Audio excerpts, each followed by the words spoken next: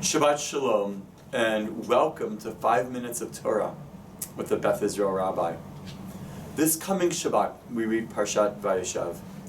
One of the parts of this particular Torah portion is the fact that Jacob sends Joseph to search for his brothers in order to find out how they are doing while they are in the fields. And while Joseph is searching for his brothers, we find one of my favorite moments in the entire Torah. Joseph can't find his brothers, and he runs into a random individual, a person who the rabbis say is the angel Gabriel.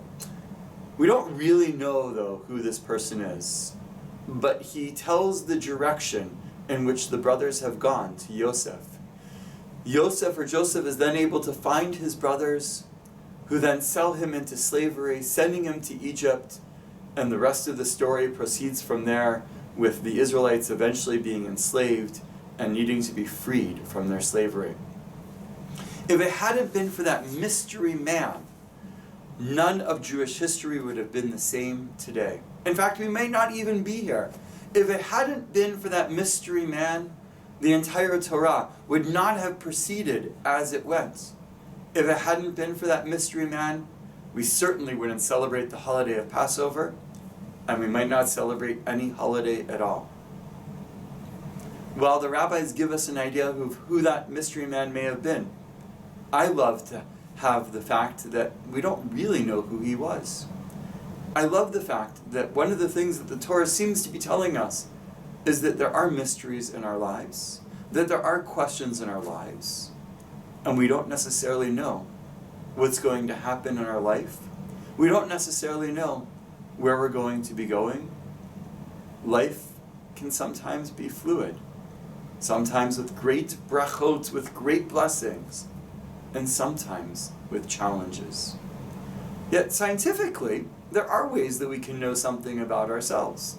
There are ways that we can know a little bit more about what might happen to us in the future. In recent times, one of those ways of knowing scientifically more about ourselves is through our genes. Not our blue genes, of course, but our biological genes, by the genes that make up the very beings that we are. And certainly, for many of us as Jews of Ashkenazi descent, as Ashkenazi Jews, we are susceptible to what is known as the BRCA gene, a gene that unfortunately leads many people to cancer.